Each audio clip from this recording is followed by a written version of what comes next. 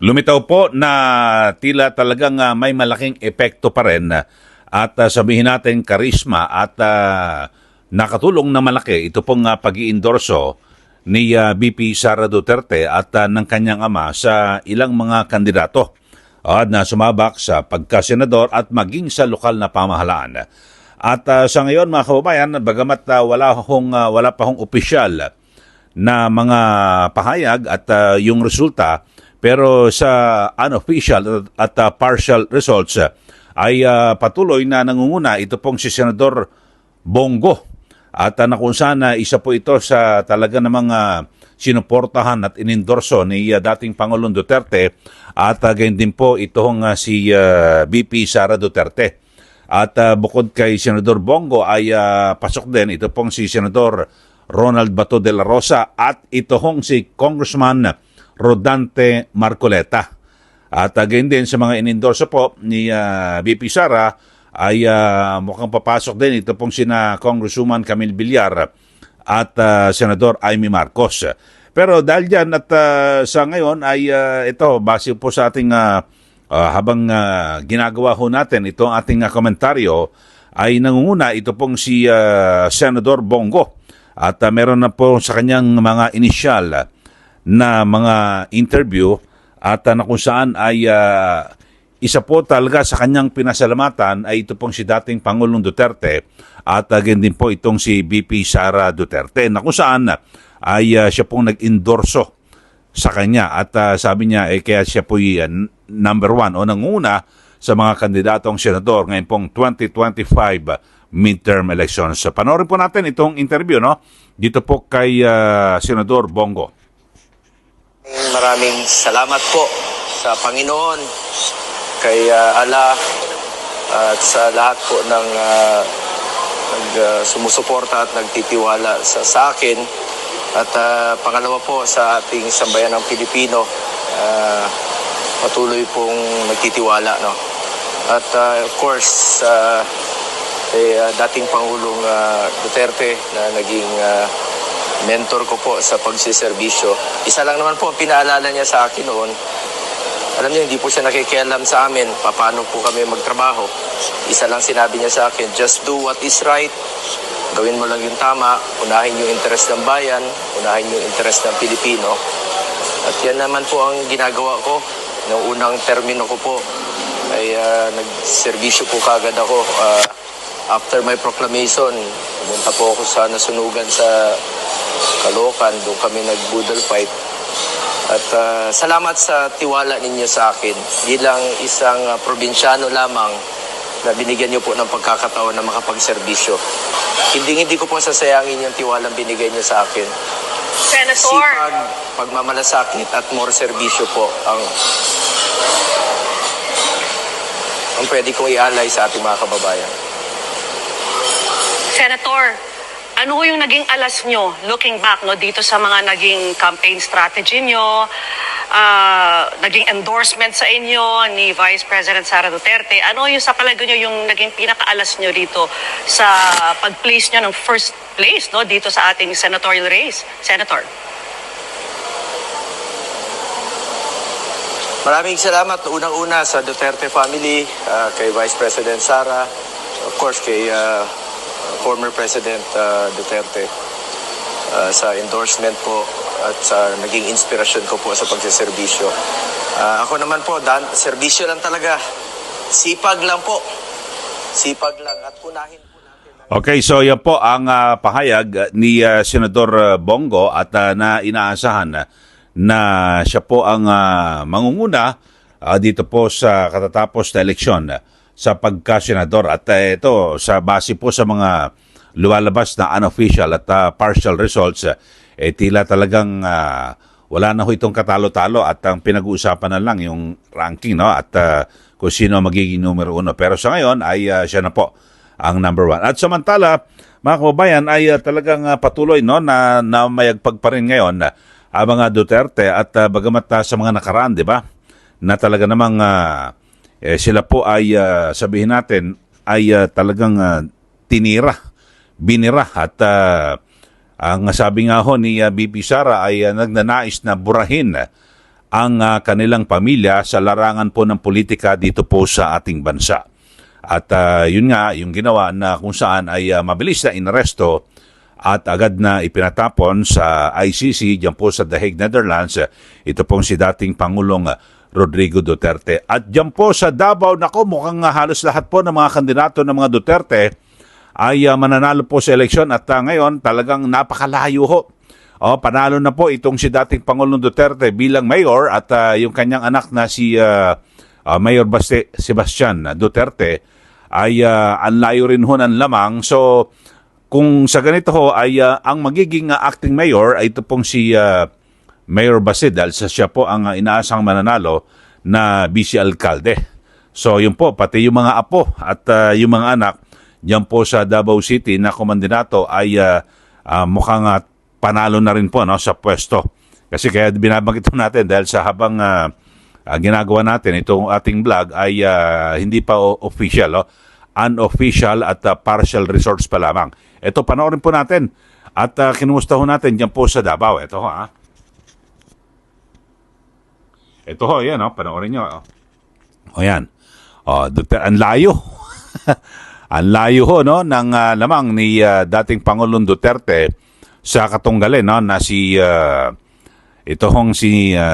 Carlo Alexei Nograles. 619,000 ang nakuhang boto po ni Pangulong Duterte at 76,000 lang dito ho kay Nograles. So napakalayo po, di ba, ng pwesto. At samantala, mukhang sa Cebu ay mukhang hindi umepekto. Tingnan natin, unofficial at partial lang po, ito. Pero mukhang delikadingding.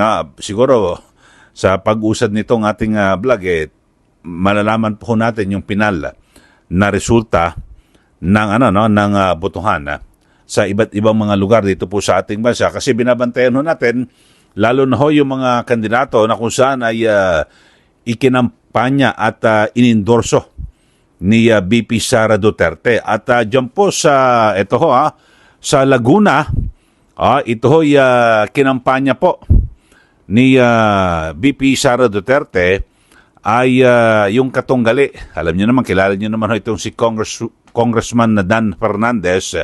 Siya po ay nag-concede na. Ibig sabihin, siya po ay sumuko at tinanggap na yung kanyang pagkatalo bilang kandidatong gobernador diyan po sa Laguna para po kay Sol Aragones. Ayun po. So, meron na pong letter. Ito pong si Congressman Dan Fernandez at na kung saan tanggap niya na po yung kanyang pagkatalo bilang kandidatong gobernador. Alam niyo naman si Dan Fernandez, siya po ay bahagi ng Quadcom at Tricom diyan po sa mababang kapulungan ng Kongreso na kung saan ay nag-imbestiga dito po sa pamilya Duterte at di ba talagang kinainisan po ito ng mga kaalyado at kakampi o taga-suporta ni dating Pangulong Duterte. So yan po mga kababayan at yung mga binabanggit natin na resulta. So suma total mga kababayan ay talagang sabihin natin na may bisa pa rin, at sabihin natin meron pa rin hong epekto na malaki. Ito pong mga Duterte sa mga kandidato. Kasi kung makikita nyo sa mga kandidatong senador, yung mga sinasabing tumalikod dito po kay dating Pangulong Duterte na lumipat sa kampo ho ni Pangulong Marcos Jr., isang ehemplo dyan, itong si Senator Francis Tolentino na ngayon base po sa mga unofficial at partial results ay mukhang malabo na humanalo. Kasi pang 20. Ang dami po. At alam nyo nakakapagtaka rin ho rito, talagang marami rin ho at nakakagulat. Dahil sa yung karamihan po dito sa Duterte 10, yan. Yung mga kandidato po ng PDP Laban, marami ho na talagang hindi po masyadong mga kilala at hindi po popular. Pero ang dami po nakuha ng mga boto. Milyon-milyon din ho ang nakuha ang boto. Bagamat sabihin natin, mukhang hindi papalarin ang lahat. Pero ang dami ho na nakuha ang boto. At ibig sabihin ay sila po ay niangat ni dating Pangulong Duterte at ni VP Sara Duterte. So, yun po. At siguro, kung lalo na kung popular ng mga yan at kilalang kilala, di siguradong panalo na ho, mga kababayan. Siguro sa mga susunod ho ng mga eleksyon ay dahil sa ngayon talagang napakasikip po, napakarami ho na mga bumabalik po sa Senado at kung ano man, talagang napakarami ho, di po ba? At samantala, mga kababayan, ay yun ho, siguro sa susunod po nating vlog ay magkakaroon na po ng opisyal at pinal na resulta ng eleksyon dito po sa ating bansa. Pero yung mga sabihin natin na mga talagang inendorso po no sa panig po ng yung halimbawa yung kay VP Sara at dito po kay dating Pangulong Duterte, itong si Congressman Dante Marcoleta. Ay grabe ho, talagang napakaganda rin ho ng isa ho ito sa mga sorpresa. Kasi sa mga nakaraang survey ay hirap na hirap makapasok ito sa Magic 12 na tinatawag. Pero yung bigla ngayon, pasok ko at talagang malamang mananalo na ho ito. Mga kababayan, kaya lagi na ho natin sinasabi na malamang dahil sa unofficial at partial results. Pero sa ngayon, talagang yun ho, isa ho ito sa nagbigay ng sorpresa para po sa ngayong 2025 midterm elections, mga kababayan. At ito naman ho si VP Sara Duterte. Kanina ho, pagkatapos niyang bumoto, ay na-interview siya at siya po ay realistiko naman na basta't mahigit sa 2 ang sinabi niya po kay dating Pangulong Duterte. Kasi tinatanong nga, ano ba chance natin mga kandidato? Sabi po niya, mahigit sa 2 o papasok. So mukhang talagang totoo. Itong naging pahayag ni VP Sara sa kanyang ama na si dating Pangulong Duterte. Panoorin po natin yung kanyang interview. Ito ho. Numbers, and then sinabi niya, well, kung yan yung realistic, sabi niya, iiwan na lang natin sa Diyos yung miracles. At sinabi niya, since tapos na yung kampanya at eleksyon, kung pwede ko ba daw tutukan yung kaso naman niya, na sinabi ko naman sa kanya na gagawin ko yon. Meron lang kaming mga projects na kailangan gawin sa Office of the Vice President kasi meron kasi kaming project, yung pagbabago program which should roll at the end of school year. So dapat kasi walang pasok ang mga bata noon kapag nagro-roll out kami ng project na yun. Ito yung time na yun. So sasabay ko lang yung dalawa, yung pag-aasikaso sa kaso niya and yung project namin sa OVP na pagbabago kami. Thank you, Ate Sol. Ma'am, we have Kat Domingo, ABS. Ma'am, you mentioned na binigyan niyo si dating Pangulong Duterte ng realistic number na pwedeng manalo ng mga senators na support na allied with you. At ano po yung number na binigay niyo? Hindi ko na lang i-share sa inyo. Baka kasi sabihin niyo masyado naman akong overconfident. Pero binigyan ko siya ng number na more than 2. More than 2. Yes. And you based that number on? Okay, so yan po ang pahayag ni VP Sara Duterte. So more than 2. Basta may higit sa 2 ang mananalong senador at mukhang tama naman ito pong si VP Sara base sa mga lumalabas po na initial na resulta ng bilangan para po sa mga kandidatong senador dito po sa ating bansa. So abangan ho, yung susunod dating vlog ay baka meron na hong mas malinaw at kompleto na po yung 12 para po sa official na yan at yung pinal na botohan. So sa karamihan sa mga sa lokal tapos na ho at alam na ho kung sino mga nanalo kasi mas mabilis ho, madali ho mabilang sila dahil kakaunti lang. At siyempre sa national ay meron pa, may mga galing pa sa mga abroad, di po ba? Yung mga OFW natin. Okay, so sa mga hindi pa ho nakakapag-subscribe, yung bago lang po kayo sa ating channel, mag-subscribe na po kayo at huwag niyo pong kalimutan na i-share at i-like ito pong ating YouTube channel para lagi kayong updated sa ating mga issue na tinatalakay dito po sa ating bansa. Maraming salamat po muli. Ito po si Kaeli. Magandang araw po sa ating lahat.